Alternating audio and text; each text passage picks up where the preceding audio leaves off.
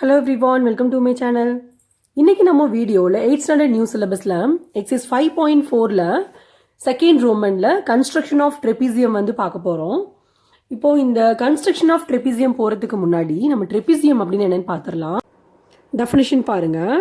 Trapezium is a quadrilateral in which a pair of opposite sides are parallel. இப்போ இதில் என்ன சொல்கிறாங்கன்னா trapezium அப்படிங்கிறது ஒரு குவாட்ரிலேட்ரல் அப்படின்னு சொல்கிறாங்க. ஓகே, குவாட்ரிலேட்ரல் அப்படின்னா என்ன? ஒரு க்ளோஸ்டு ஃபிகர், அதுக்கு 4 சைட்ஸ் இருந்ததுன்னா அதை குவாட்ரிலேட்ரல் அப்படின்னு சொல்லுவோம் இல்லையா? அப்போது ட்ரெபீசியம் அப்படிங்கிறதும் வந்து ஒரு குவாட்ரிலேட்ரல் அப்படின்னு சொல்கிறாங்க. அப்படின்னு இதில் நம்ம என்ன தெரிஞ்சிட்டோம்? ட்ரெபீசியம்க்கு வந்துட்டு 4 சைட்ஸ் வந்து இருக்குது அப்படின்னு தெரிஞ்சிட்டோம். ஓகே, பாருங்க, அடுத்து பாருங்க. இன் which a pair of opposite sides are parallel. இப்போது ஒரு ட்ரெபீசியம் எடுத்துட்டிங்கன்னா அதில் எவ்வளோ பேர் ஆஃப் ஆப்போசிட் சைட்ஸ் இருக்குது அப்படின்னா 2 பேர் ஆஃப் ஆப்போசிட் சைட்ஸ் இருக்குது. எப்படி பாருங்க, இது வந்து ஒரு பேர் ஆஃப் ஆப்போசிட் சைட்ஸ். இது 2 ஆப்போசிட்டில் தானே இருக்குது. இது வந்து 1 பேர். ஓகே, பாருங்கள், இதுவும் வந்து ஆப்போசிட் சைடில் தான் இருக்குது, இதுவும் வந்து அனதர் பேர். ஓகே, ஸோ ஒரு ட்ரெபீசியமில் வந்துட்டு 2 பேர் ஆஃப் ஆப்போசிட் சைட்ஸ் வந்து இருக்குது. அதில் a pair of opposite sides are parallel அப்படிங்கிறாங்க. அ பேர் அப்படின்னா 1 பேர் அப்படின்னு அர்த்தம். ஸோ ஒரு பேர் தான் வந்துட்டு பேரலாக இருக்கும் அப்படின்னு சொல்கிறாங்க. ஓகே, இப்போ பாருங்கள், இது வந்து ஒரு எக்ஸாம்பிள் ட்ரெபீசியம்க்கு. எப்படின்னு பார்த்தீங்கன்னா இதில் பாருங்கள், இந்த சைடும் வந்து பேரலாக இருக்குது. ஓகே, பேரலல் அப்படின்னா என்ன? அதாவது 2 சைட்ஸ் வந்துட்டு எங்கேயுமே இன்டர்செக்ட் ஆகக்கூடாது. இன்டர்செக்ட் அப்படின்னா என்னென்னா, இப்போ ஒரு லைனும் இன்னொரு லைனும் இந்த மாதிரி வந்துட்டு இன்டர்செக்ட், அதாவது மீட் இல்லை டச் அப்படின்னு கூட சொல்லலாம். ஸோ இந்த மாதிரி 2 லைன் வந்துட்டு டச் ஆச்சுன்னா இதை வந்து இன்டர்செக்டிங் லைன்ஸ்ன்னு சொல்லுவோம். இதை பேரலல் லைன் நம்ம சொல்ல மாட்டோம். எப்போ ஒரு 2 லைன்ஸை பேரலல் லைன் சொல்லுவோன்னா பாருங்கள், இப்படி இருக்கணும் அந்த லைன்ஸு. இந்த 2 லைனுக்கும் இடையில வந்துட்டு ஒரு கான்ஸ்டன்ட் டிஸ்டன்ஸ் வந்து இருக்கணும். ஓகே, இந்த 2 லைனும் வந்து த்ரூ அவுட் இப்படியே போயிட்டே இருக்கணும், எங்கேயுமே வந்துட்டு மீட்டே ஆகக்கூடாது. அந்த மாதிரி இருந்தால் தான் அதை பேரலல் லைன்ஸ் அப்படின்னு சொல்லுவோம். பேரலல் லைன்ஸ்க்கு ஒரு எக்ஸாம்பிள் சொல்லலான்னா ரயில்வே ட்ராக் சொல்லலாம், அப்படி இல்லைனா லேடர் சொல்லலாம். பாருங்கள், லேடர் பாருங்கள் இப்படி இருக்குமா, இது 2 பேரலாக தானே இருக்குது. ஸோ இதுவும் வந்து ஒரு பேரலல் லைன்ஸ்க்கு எக்ஸாம்பிள் தான். லேடர், ரயில்வே ட்ராக், இது எல்லாமே.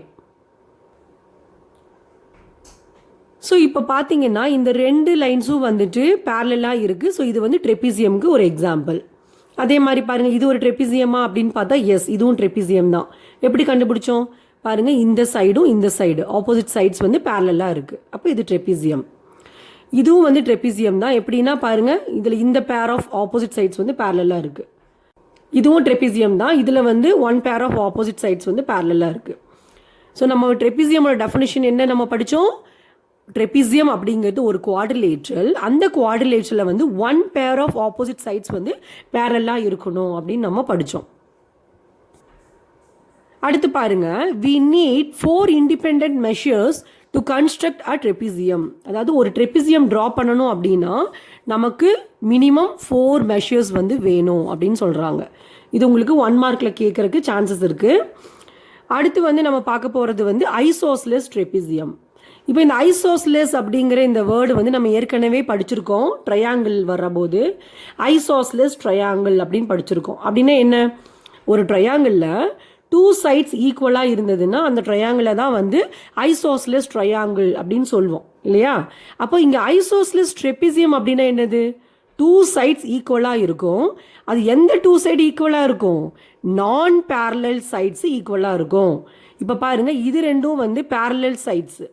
அப்போ நான் பேரலல்னா என்ன வரும்? இதை பாருங்கள், இதுவும் வரும். அப்போ நான் பேரலல் சைட்ஸ் வந்து ஈக்குவலாக இருந்ததுன்னா இதைத்தான் வந்து ஐசோஸ்லெஸ் ட்ரெபீசியம் அப்படின்னு சொல்லுவோம். இப்போ அதோட டெஃபினிஷன் படிக்கணும் பாருங்க.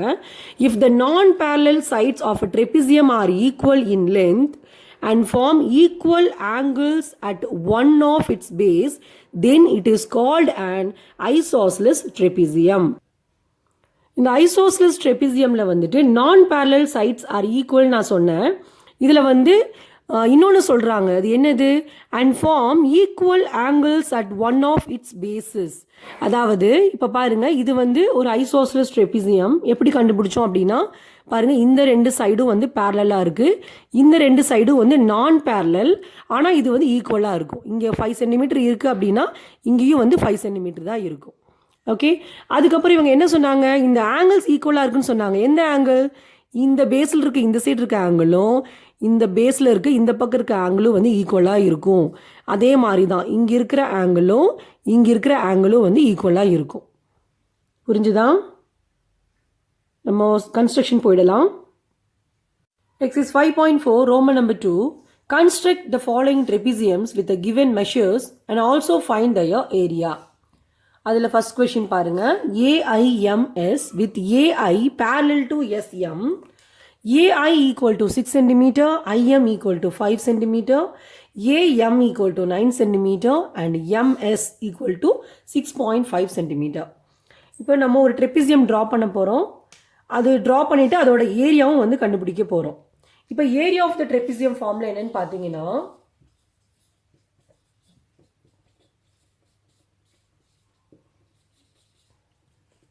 half into h into a plus b square units. இதுதான் வந்து ஏரியா ஆஃப் த ட்ரெபிசியமோட ஃபார்முலா. இதில் ஹெச்ங்கிறது என்னன்னு பார்த்தீங்கன்னா distance between the parallel sides. அதாவது ரெண்டு பேரலல் சைட்ஸ்க்கு இடையில இருக்கக்கூடிய டிஸ்டன்ஸ் தான் வந்து ஹெச். ஏபி அப்படிங்கிறது வந்து length of the parallel sides. இப்போ பாருங்கள், இதோட ரஃப் டயக்ராம் நான் ட்ரா பண்ணுறேன். இந்த ட்ரெபிசியமுக்கு வந்து நேம் வந்து அவங்க AIMSன்னு கொடுத்துருக்காங்க. ஸோ நீங்கள் ஆர்டராக தான் எழுதணும். பாருங்கள், எழுதிட்டேன் AIMS. இதில் AI parallel to SM அப்படின்னு சொல்கிறாங்க. அதாவது இந்த ஏஐங்கிற சைடும் எஸ்எம்ங்கிற சைடும் வந்து பேரலாக இருக்குது அப்படின்னு சொல்கிறாங்க. அப்போ இதுக்கு நீங்கள் இப்படி ஒரு ஆரோ போட்டிங்கன்னா போதும். அப்போ இதில் நம்ம தெரிஞ்சுக்கலாம் AI parallel to SMன்னு சொல்லிட்டு. ஓகே, இப்போ பாருங்கள், இதை வந்து நம்ம மார்க் பண்ணிட்டோம் டயக்ராமில். அடுத்து பாருங்கள், AI ஈக்குவல் டு 6 சென்டிமீட்டர். இதுதான் AI, இது வந்து 6 சென்டிமீட்டர். அடுத்து IM வந்துட்டு 5 சென்டிமீட்டர். பாருங்கள் IM. அடுத்து AM வந்து 9 சென்டிமீட்டர். AM அப்படின்னா பாருங்கள், இந்த டயக்னல் ஏவையும் எம்மையும் ஜாயின் பண்ணால் கிடைக்கிற டயக்னல் வந்து 9 சென்டிமீட்டர். அதுக்கப்புறம் MS வந்து 6.5 சென்டிமீட்டர். இங்கே தான் இருக்குது MS. இது வந்து 6.5 சென்டிமீட்டர். ஓகே, இதுதான் வந்து நம்மளோட ரஃப் டயக்ராம். இப்போ இதில் AB அப்படிங்கிறது என்னென்னா length of the parallel sides. அப்போது இதில் பேரலல் சைட்ஸ் என்னன்னு பார்த்தீங்கன்னா இங்கே கொடுத்துருக்காங்க பாருங்கள், ஏஐயும் எஸ்எம்மும் பேரலாக இருக்குன்னு சொல்கிறாங்க. அப்போது நீங்கள் ஏஐயை வந்து ஏன்னு எடுத்துட்டிங்கன்னா எஸ்எம்மை வந்து பின்னு எடுத்துக்கலாம்.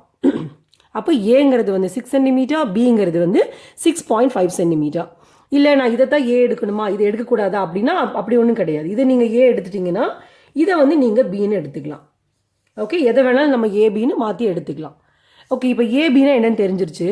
இப்போ அடுத்து ஹெச் அப்படின்னா என்னென்னா distance between the parallel sides. அதாவது பேரலல் சைட்ஸ்னால் என்னென்ன, எஸ்எம்மும் ஏஐயும் இந்த ரெண்டுக்கும் இடையில இருக்கக்கூடிய டிஸ்டன்ஸ் தான் வந்து ஹெச். ஓகே, இப்போ பாருங்கள், ஹெச்ங்கிறது ஒரு பர்பெண்டிகுலர் லைன். அதாவது ஹெச்ன்னு ஆக்சுவலாக ஹைட்டு எப்படி இருக்கும், எப்பயுமே ஒரு பர்பெண்டிகுலர் லைனாக தானே இருக்கும். இப்போது இந்த டிஸ்டன்ஸ் இருக்கு இல்லையா, இதைத்தான் வந்து நம்ம ஹெச்ன்னு எடுக்கணும். Okay, distance between the parallel sides. இப்போ இந்த ஹெச் வந்து நீங்கள் ரஃப் டயக்ராமில் மார்க் பண்ணணும்னு அவசியம் இல்லை. உங்களுக்கு ஹெச்னா என்னன்னு தெரியணுங்கிறதுக்காக தான் உங்களுக்கு போட்டு காமிச்சேன். ஓகே, இதுதான் வந்து நம்மளோட ரஃப் டயக்ராம். இப்போ ஃபேர் டயக்ராம் பார்க்கலாம். பாருங்கள், இதுதான் நம்மளோட ரஃப் டயக்ராம். இப்போ இந்த ரஃப் டயக்ராமில் இருந்து ஏதாவது ட்ரையாங்கிள் நம்மளால் ட்ரா பண்ண முடியுமான்னு கண்டுபிடிக்கணும். இப்போ இதில் பார்த்தீங்கன்னாலே ஒரு ட்ரையாங்கிள் தெரியுதா, AIMன்னு சொல்லிட்டு. இப்போ இந்த ட்ரையாங்கிள் ட்ரா பண்ண முடியுமா, எப்படி கண்டுபிடிக்கணும் அப்படின்னா, ஒரு ட்ரையாங்கிள் ட்ரா பண்ணுறதுக்கு நமக்கு 3 மெஷர்ஸ் வேணும். இப்போ பாருங்கள், AI ஒரு மெஷர் ஆயிடுச்சு, அதே மாதிரி IMமும் கொடுத்துருக்காங்க, இந்த MAவும் கொடுத்துருக்காங்க. ஸோ இந்த ட்ரையாங்கிளோட 3 சைட்ஸுமே நமக்கு தெரியும். அப்படிங்கும் போது கண்டிப்பாக நம்மளால் இந்த ட்ரையாங்கிள் ட்ரா பண்ண முடியும். ஓகே, இப்போ தான் நான் ட்ரா பண்ண போகிறேன். ஃபஸ்ட்டு வந்து 6 சென்டிமீட்டருக்கு வந்து ஒரு லைன் செக்மெண்ட் போட்டுக்கிறேன். இதில் நான் உங்களுக்கு பெனில் தான் போட்டு காமிக்கிறேன், ஆனால் நீங்கள் பென்சிலில் தான் போடணும். இப்போ பாருங்கள், 6 சென்டிமீட்டருக்கு ஒரு லைன் செக்மெண்ட் நான் ட்ரா பண்ணிட்டேன். இதுக்கு வந்து நம்ம நேம் கொடுத்துடுறோம் AIன்னு சொல்லிட்டு. இப்போ அடுத்து பாருங்கள், 5 சென்டிமீட்டர் எடுத்துட்டு ஐயில் இருந்து ஒரு ஆர்க் போடணும். இப்போ நான் காம்பஸில் வந்து 5 சென்டிமீட்டர் எடுத்துக்கிறேன். இப்போ பாருங்கள், காம்பஸில் வந்து நான் 5 சென்டிமீட்டர் எடுத்துட்டேன்.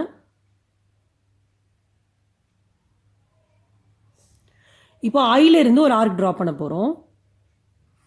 ஓகே, ட்ரா பண்ணிட்டோம். இப்போ அடுத்து பாருங்கள், ஏலேருந்து எம் வந்து 9 சென்டிமீட்டர் கொடுத்துருக்காங்க. ஸோ காம்பஸில் 9 சென்டிமீட்டர் மெஷர் பண்ணிக்கலாம். ஓகே, இப்போ நான் 9 சென்டிமீட்டர் எடுத்துட்டேன். இப்போ அடுத்து என்ன பண்ணணும்னா, ஏல இருந்து ஒரு ஆர்க் வந்து ட்ரா பண்ணணும். அந்த ஆர்க் வந்து நீங்கள் ஏற்கனவே ட்ரா பண்ண ஆர்க்கை வந்து இன்டர்செக்ட் பண்ணும். இப்போ பாருங்கள், நமக்கு இன்டர்செக்ட் பண்ணலை. அப்போ என்ன பண்ணுறீங்க, திரும்ப காம்பஸ் பாயிண்ட் ஐயில் வச்சுட்டு இந்த ஆர்க் இருக்கு இல்லையா, இதை வந்து நம்ம எக்ஸ்டெண்ட் பண்ணி விடணும். பாருங்கள், நான் எக்ஸ்டெண்ட் பண்ணிட்டேன். இப்போ நமக்கு ஒரு இன்டர்செக்ஷன் பாயிண்ட் கிடச்சிருக்கு. இந்த பாயிண்ட்டு தான் வந்து எம். இப்போ அடுத்து ஸ்கேல் எடுத்துகிட்டு ஐஎம்ஐயும் ஏஎம்ஐயும் வந்து ஜாயின் பண்ணிட்டீங்கன்னா நம்மளோட ட்ரையாங்கிள் கிடச்சிருச்சு.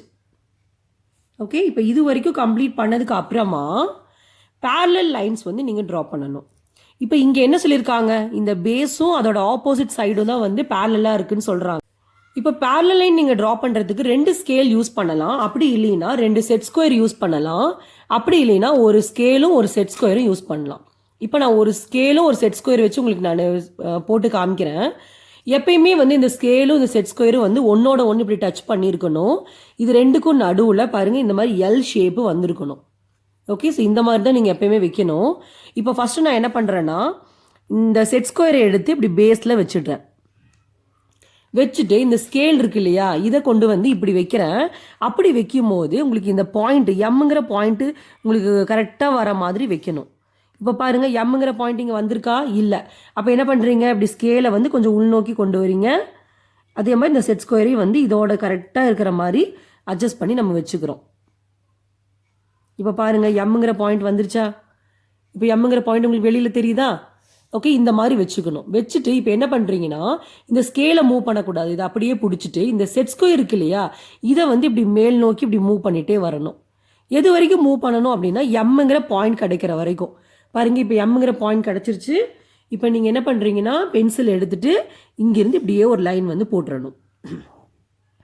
ஓகே, இப்போ இதுதான் வந்து பேரலல் லைன். இப்போ தெரிஞ்சதா பேரலல் லைன் எப்படி ட்ரா பண்ணணும்னு சொல்லிட்டு. இப்போ அடுத்து பார்க்குற போது நமக்கு ஒரே ஒரு மெஷர் தான் பேலன்ஸ் இருக்குது, 6.5 சென்டிமீட்டர். ஸோ காம்பஸில் வந்து 6.5 சென்டிமீட்டர் எடுத்துக்கணும்.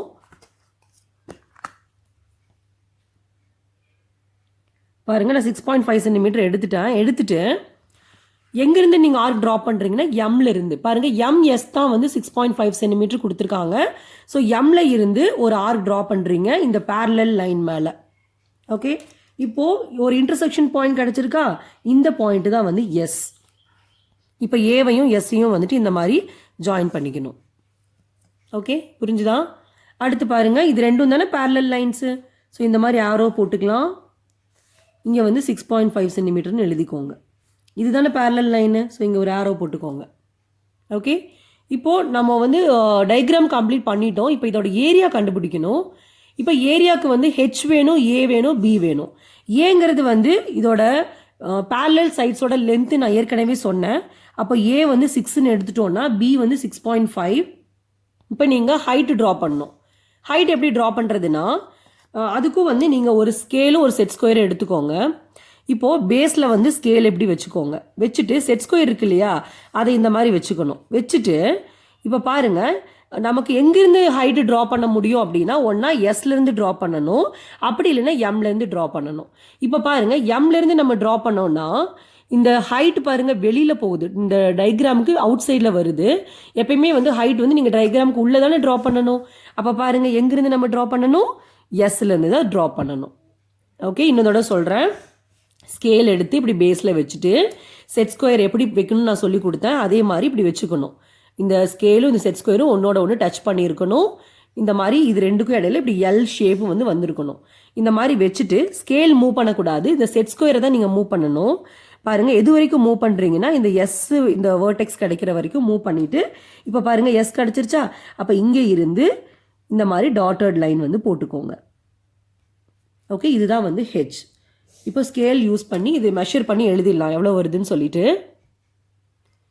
இப்போ பாருங்கள் ஹைட் வந்துட்டு 4.7 சென்டிமீட்டர் வருது. ஓகே, அப்போ இங்கே எழுதிடலாம் ஹெச் வந்து 4.7 சென்டிமீட்டர். இப்போ ஏரியா கண்டுபிடிச்சிடலாமா? பாருங்கள், நான் ஃபார்முலா எழுதுகிறேன். Area of the trapezium equal to half into h into a plus b square units. half into இதில் h பார்த்தோம்னா 4.7 வந்தது into a வந்து 6 plus b வந்து 6.5. இங்கே இருக்கு பாருங்க, b வந்து 6.5. ஸோ நான் எழுதிட்டேன். இப்போ ஃபஸ்ட்டு ப்ராக்கெட் ரிமூவ் பண்ணுறோம். அப்போ பாருங்கள் half into 4.7 into இப்போ இது ரெண்டையும் வந்து ஆட் பண்ணும்போது நமக்கு 12.5 வரும். நான் ஆட் பண்ணி காமிக்கிறேன். வெறும் 6 அப்படிங்கிறத வந்து நம்ம 6.0ன்னு எழுதிக்கலாம். அடுத்து 6.5 இருக்கா? இப்போ பாருங்கள் 0 + 5 வந்து 5 வரும். 6 + 6 வந்து 12 வரும். அப்போ 12.5 வந்து கிடச்சிருக்கு. அப்போ இங்கே எழுதிடலாம் 12.5. இப்போ கேன்சல் பண்ணுறோம். இந்த ரெண்டு நம்பருமே வந்து 2 டேபிளில் டேரெக்டாக நம்ம கேன்சல் பண்ண முடியாது இல்லையா? ஏன்னா பாருங்கள் இது ரெண்டுமே வந்து ஆட் நம்பர் தான். ஓகே, அப்போ எப்படி கேன்சல் பண்ணுறோன்னா இது ரெண்டையும் மல்டிப்ளை பண்ணிவிட்டு 2ஆல் டிவைட் பண்ணிடலாம். அப்போ நமக்கு ஈஸியாக இருக்கும். இப்போ பாருங்கள் 4.7ஐயும் 12.5ஐயும் நான் மல்டிப்ளை பண்ணுறேன்.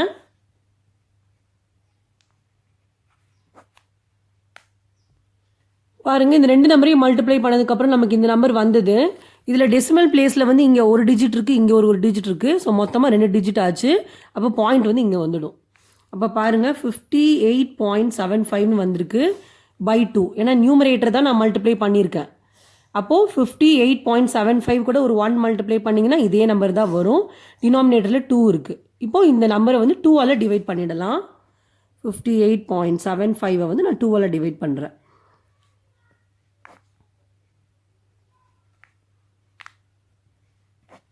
இப்போ பாருங்கள், அடுத்து நான் டெசிமல் பிளேஸுக்கு போகிறேன். அப்போ எப்போ நீங்கள் டெசிமல் பிளேஸுக்கு போகிறீங்களோ அப்போ வந்து கோஷன்ட்டில் ஒரு பாயிண்ட் வச்சுக்கணும்.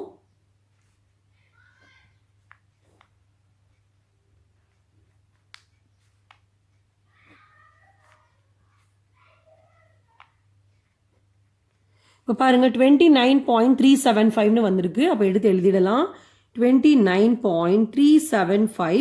இங்கே நம்ம கண்டுபிடிக்கிறது வந்து ஏரியா, அதோட யூனிட் வந்து ஸ்கொயர் யூனிட்ஸ். ஸோ நம்ம சென்டிமீட்டர் ஸ்கொயர்னு எழுதிடுறோம்.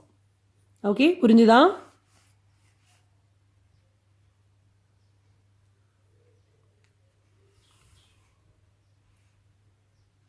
That's all. Thank you.